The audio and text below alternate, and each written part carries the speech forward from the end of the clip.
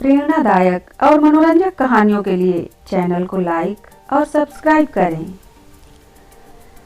जयनगर के राजा अक्सर अपने महल के बाहर दरबार लगाया करते थे, जहां वे अपनी प्रजा की बातों को गंभीरता से सुनते और उनकी समस्याओं का निवारण किया करते थे।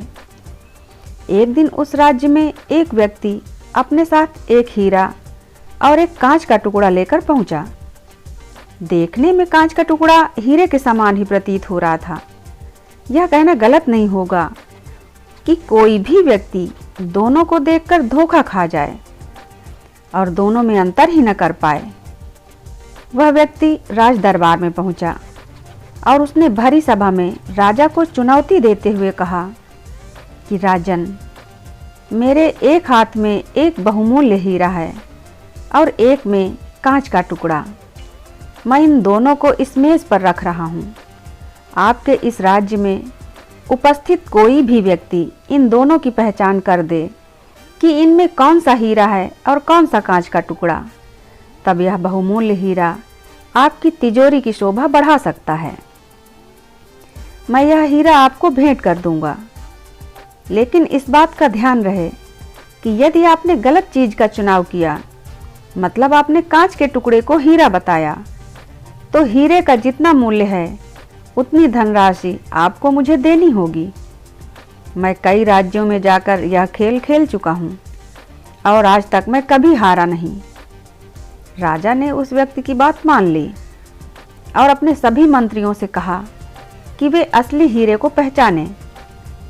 सभी मंत्री एक एक करके उस मेज के पास पहुँचे जहाँ हीरा और कांच का टुकड़ा रखा हुआ था। दिखने में दोनों में कोई भी अंतर नहीं था।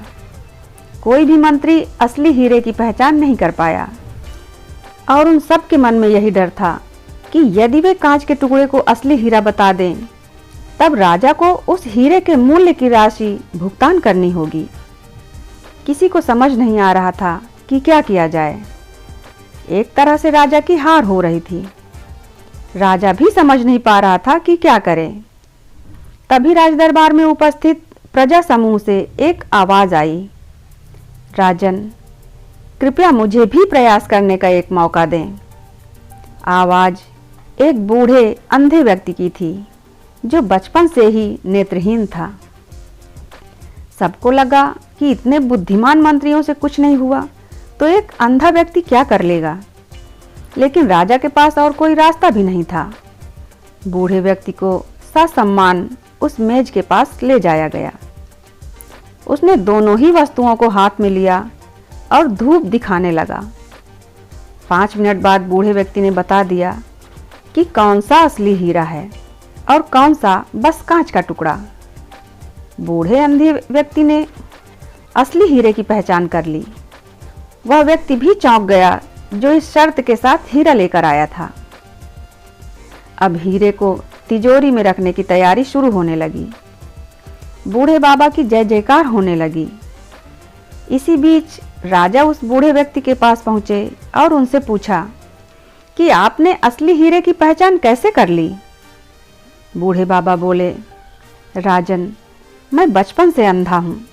मुझे किसी चीज की चमक तो पता नहीं, लेकिन जब मैंने दोनों को धूप दिखाई तो इतनी धूप में भी हीरा बहुत ठंडा था और कांच का वह टुकड़ा धूप से तपने लगा। आपके मंत्रियों ने बस दोनों की चमक देखी, लेकिन उन्होंने असली हीरे का गुण नहीं देखा। असली हीरा हर परिस्थिति में ठंडा होता है। राजा को अपना उत्तर मिल चुका था। दोस्तों, हर व्यक्ति में 2 तरह के गुण पाए जाते हैं, ठीक उस हीरे और कांच के टुकड़े की तरह। जो व्यक्ति विपरीत परिस्थितियों में भी गर्म नहीं हुआ, ठंडा रहा, वो अपनी ज़िंदगी में हर वो चीज़ कर सकता है जो वह करना चाहता है।